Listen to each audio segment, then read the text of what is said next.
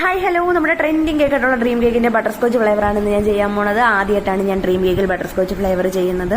ഇതിന്റെ ഡീറ്റെയിൽ ആയിട്ടുള്ള വീഡിയോ ഒന്നുമില്ല, ജസ്റ്റ് ഷോർട്ട് വീഡിയോ ആയിട്ടാണ് ഞാൻ അപ്ലോഡ് ചെയ്തേക്കുന്നത്. ഇതിന്റെ പ്ലൈനും കാരമൽ സോസൊക്കെ ഞാൻ മുന്നേ ചെയ്ത് വെച്ചിട്ടുണ്ടായിരുന്നു. അതുകൊണ്ട് ഞാൻ അതിന്റെ ഡീറ്റെയിൽ ആയിട്ടൊന്നും ഇതിനകത്ത് ഞാൻ ആഡ് ചെയ്യുന്നില്ല. അതൊക്കെ ഉണ്ടാക്കുന്ന വീഡിയോ ഞാൻ പിന്നെ അപ്ലോഡ് ചെയ്യാം. ജസ്റ്റ് ഇതിനകത്ത് ക്രീം അപ്ലൈ ചെയ്യുന്നു.